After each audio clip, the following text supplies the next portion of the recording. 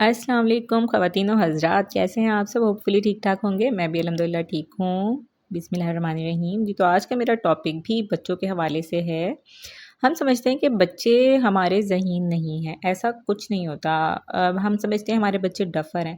अगर उनके मार्क्स कम आ रहे होते हैं तो हम उनको डफ़र होने का एक लक़ब से नवाज़ देते हैं, उनको टाइटल दे देते हैं कि भई ये हमारा बच्चा डफ़र है और ये ऐसे है। नहीं, ऐसा बिल्कुल नहीं होता। कुछ बच्चे फर्स्ट डिग्री में आते हैं, कुछ सेकंड डिग्री में आते हैं, कुछ थर्ड डिग्री में आते हैं और ऐसा बिल्कुल नहीं है कि उनमें कुछ करने की सलाहियत मौजूद नहीं है। अल्लाह ताला ने किसी को भी बेकार पैदा नहीं किया, हर किसी में कुछ ना कुछ सलाहियत पैदा की है। देखें, अगर आपका ऐसा भी हो सकता है कि बच्चा कम मार्क्स ले रहा है ना, तो वो एकदम से उठ के बहुत अच्छे मार्क्स भी ले सकता है, जब आप उसको उस तरह से अटेंशन देंगे। जी हाँ, ये बिल्कुल पॉसिबल है।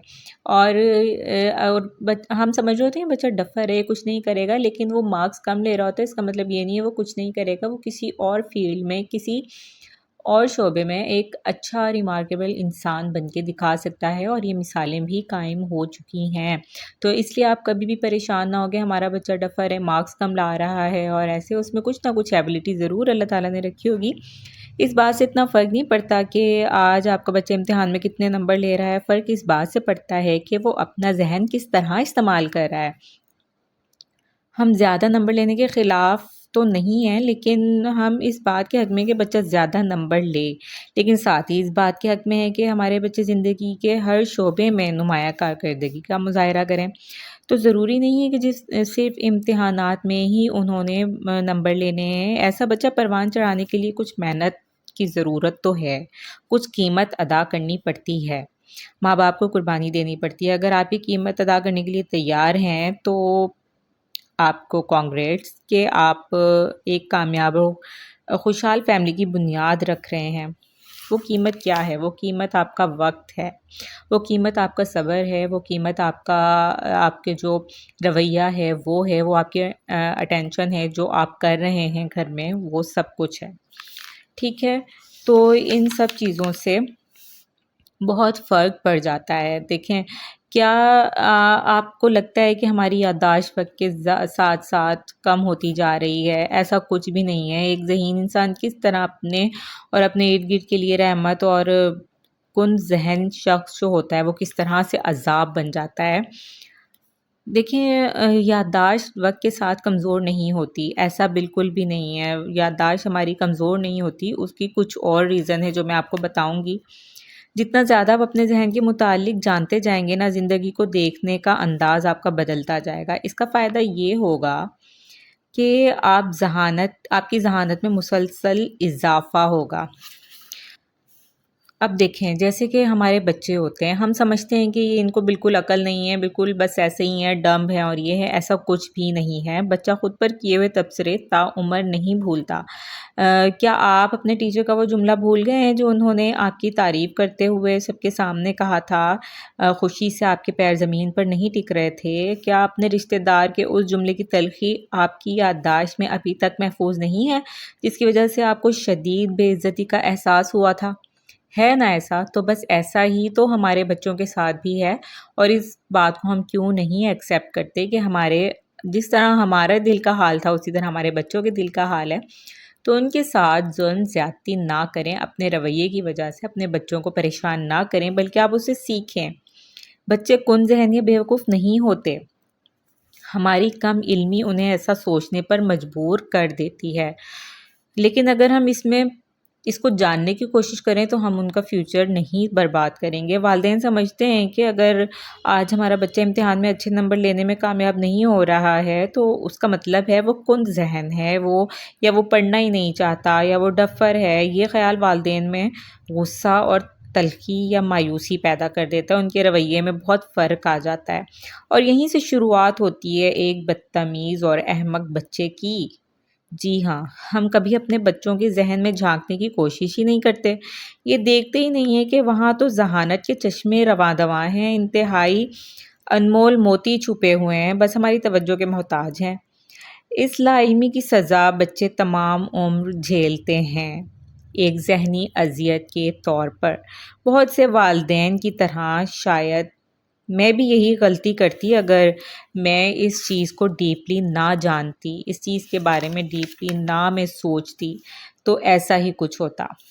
دیکھیں اگر آپ کا بچہ اچھے مارکس نہیں لے رہا نا اور وہ 5-6 گریڈ میں بھی آ جاتا ہے، تو ایسا نہیں ہے کہ وہ کبھی بھی اچھے مارکس نہیں لے سکتا، وہ بالکل لے سکتا ہے۔ وہ اگر 5-6 گریڈ سے بھی آپ نے اس کو اسکول میں ہی تب ABC سے شروع کروایا ہے نا، وہ تب بھی پورے مارکس لا کے آپ کو دکھا سکتا ہے، 92% لا کے دکھا سکتا ہے۔ وہ کس طرح سے ہو سکتا ہے؟ جب آپ اس کو اعتماد دلائیں، جب اس کو خود پہ اعتماد ہو کہ ہاں میں کر سکتا ہوں، نہ کہ وہ نیگیٹو آپ اس کو کریں کہ بھئی تم یہ کر ہی نہیں سکتے، تم سے تو یہ ہوگا ہی نہیں، تم تو ایسے ہو، تم تو ویسے ہو۔ تو جب ہم اسے نیگیٹو افیکٹ ڈال دیں گے نا اس کے مائنڈ میں، تو پھر وہ واقعی نہیں کر پائے گا۔ تو بس آپ نے اس کو اسے بھروسہ دلانا ہے، اسے اعتماد میں لینا ہے کہ بیٹا تم یہ کر سکتے ہو، تو وہ ضرور کر سکے گا۔ اور اگر آپ کہیں گے کہ نہیں کر سکتا اور اسے ڈمپ کریں گے آپ، وہ نہیں کر سکے گا۔ اپنے بچوں پر بھروسہ کریں۔ والدین کا اعتماد یقیناً ایک سانچہ ہے جو اولاد کو کسی بھی شکل میں ڈھال سکتا ہے۔